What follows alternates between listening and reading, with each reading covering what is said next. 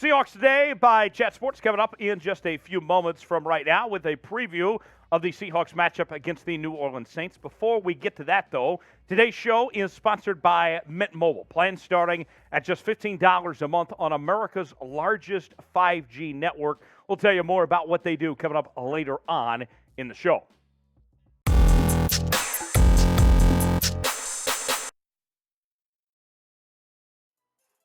Welcome in to Seahawks Today by Chat Sports. Tyler Jones here with you. Happy to have you with us. On today's show, we will preview the Seahawks matchup with the New Orleans Saints this weekend. We will get to all of that and more in just one moment. Now, let me tell you this. I have my keys to the game that I'm going to give you here in just a second. But this matchup is pretty interesting to me because you have a Seahawks team who people did not have much expectation for this year, right? And then you have a Saints team who was like an outside pick to win the NFC. Some people liked them more than Tampa Bay in their own division. And now the Saints have had an awful start at 1-3. And then you have the Seahawks sitting at 2-2 and are better than advertised. Are they great? No, but they're playing better than I think most people thought. And so with the Saints and all their injuries and all that, this makes for a sneaky good game. What looked like before the season began, New Orleans at home, no thank you. Now all of a sudden looks like maybe Seattle could pull this off. 5.5-point favorite New Orleans is. Over-under's 46. Who do you got? You going with the Seahawks or are you going with the Saints? If you think the Seahawks pull it off, type C, S-E-A for Seattle. If you think it will be New Orleans that gets it done at home, type no. Type N-O for the Saints. Let me know. C for Seattle, no for the Saints. The injury report for the Seahawks this week. Darryl Johnson, as we reported to you earlier here on the channel, is dealing with that ankle injury that he suffered against Detroit. He is out indefinitely. He will not play. Justin Coleman and Phil Haynes and Joey Blunt all are questionable for Seattle, so we'll know their status closer to game time if they will play or not. My keys to victory for your Seattle Seahawks this week. And what I point to first is balance on offense of both the run game and the pass game being effective, where they can work well together. Last week, we saw it all come together for the Seahawks offensively. That 48-point performance, they were able to get both sides to play well together, play well as a collective unit. I liked what I saw from the Seahawks on all ends when it came to both the offense with the run game and the pass game. You look at the numbers, 555 yards of total offense, 320 passing yards, 235 rushing yards, and they were able to get 8.8 yards per play. Okay? That's what I want to see more of. Yes, you start with the run game. You establish the run to open up the passing game and let everything else work from there. And that comes with balance. Finding that balance, I want to see more of that. What you did against Detroit, that game plan, whatever worked for you there, do that again. Do it just like you did there against Detroit. That's what I want to see for the Seahawks team, is to find that balance, go back to the well of what they did last week as far as I'm concerned there. So, now, what Geno Smith are we going to see? Geno played great last week. You saw the statistics. We showed you there how well the offense went with Geno Smith leading the way. Will he play great again? Will we see two great games from Geno? It's Geno time, folks. If you think so, type Y for yes. If not, if you're not feeling so hot, you think there's going to be a letdown week, type in for no. Let me know in the comment section. Y for yes, in for no, if Geno will play great. Today's show is presented by Mint Mobile, and Mint Mobile is an awesome wireless company that we are partnered with here at Chat Sports. And if you go to mintmobile.com/chatsports, you can start saving today with plans starting as low as $15 a month. And you can switch your service seamlessly between 5G and 4G LTE. Whichever one is strongest, they're going to take care of you and make sure you're covered. You don't have to worry about airplane mode or any of that. You're going to be just fine. You can start saving today. Look, we're all trying to save every penny we can right now. And with Mint Mobile, They're great. You can start saving on your cell phone plan today and still have great coverage with Mint Mobile. MintMobile.com/chatsports. All right, my number 2 key is winning the turnover battle. And I know that realistically you could say that for about any game, right? That, when you look at winning the turnover battle, that's almost a given. But this New Orleans Saints team is ranked dead last in the NFL when it comes to turnover margin. -7. Look, I don't know if it's going to be Jameis Winston or if it's going to be Andy Dalton that's going to be starting for the Saints. Depends on Jameis' health status. But either way, this Saints team has a turnover issue. And if you're Seattle, you have to capitalize on the weakness of the Saints here, of what they do to protect the football, but they also don't create a whole lot of turnovers themselves here. So if I'm the Seahawks, I'm doing whatever I can, not only to take care of the football, but also to force those turnovers and win the turnover battle and take advantage of the Saints, their weakness there when it comes to that turnover margin.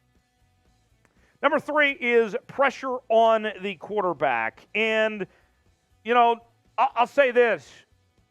We look at the Saints, and they have some pretty good weapons offensively, right?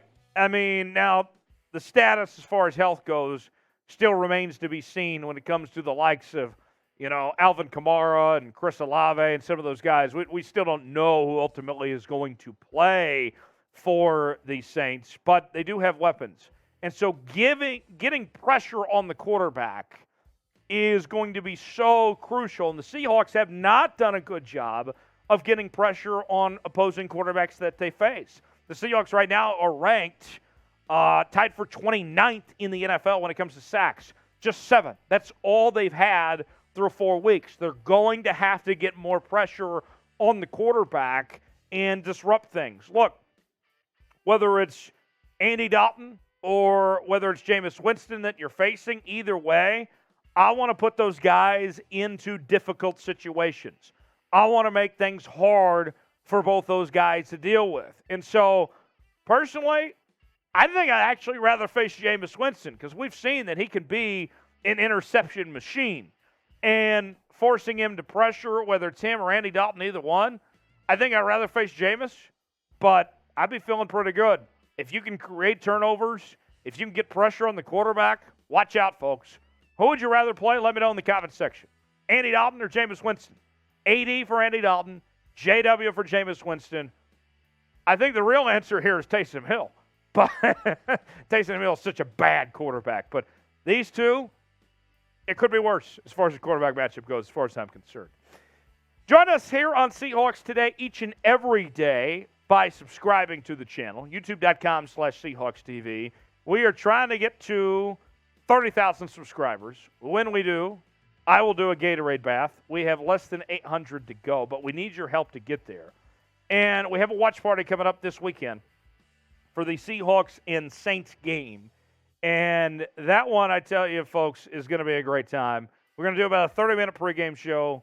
We'll react to the game in real time, and then we'll do a postgame show as well, all on the channel. Subscribe now so you can join us right at kickoff and have a great time. You will not want to miss it. YouTube.com/SeahawksTV. A couple more keys to the game for you. I mentioned pressure on the quarterback was going to be key, but what about penalties?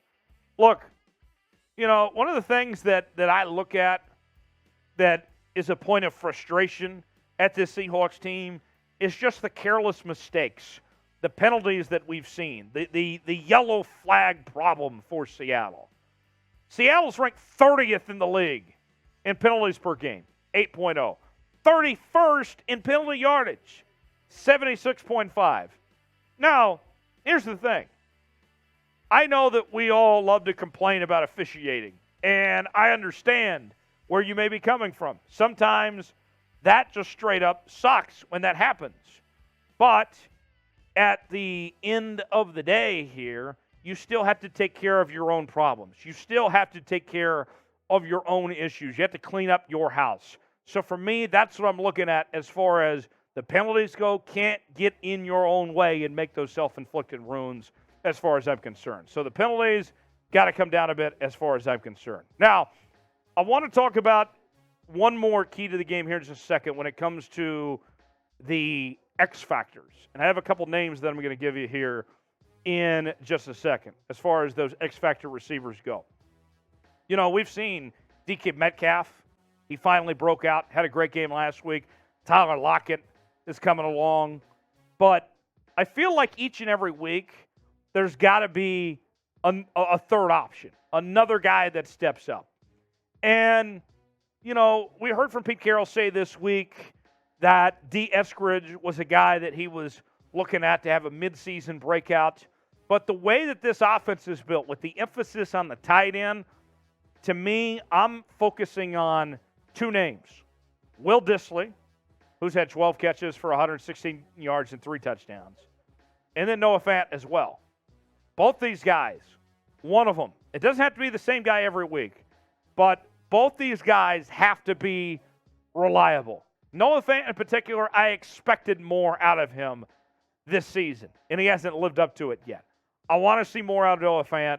I want to see him, Dissly, whoever it may be, have to be an X factor, have to have that other option for Geno Smith to get the football to. Give me a name. Who needs to step up for Seattle this week? One name. Maybe it was somebody we mentioned. Maybe it was somebody we did not mention. Let me know in the comments section. Who needs to step up for Seattle for a win on Sunday? With that, those are my keys to the game. To recap, balance on offense, winning the turnover battle, getting pressure on the quarterback, whether that's Andy Dalton or Jameis Winston. Got to cut down the penalties and finding that X-factor receiver. If the Seahawks do all those things, they'll be in good shape. But with that said, hard to pick against these Saints at home. I'll be honest. I'm going with the Saints. I like the Saints to win this one 25-20. I think the Seahawks compete. They make it an interesting game, but the Superdome, that is a tough place to play. The Saints have a lot of good talent. I know they have some injury issues, but they are further along than the Seahawks are as far as I'm concerned. So that's who I got. We'll see if things go differently. But there you have it. We'll see how things work out. Join us for the watch party. It's going to be a lot of fun on Sunday. Have a great day. Thanks for joining us here on Seahawks Today.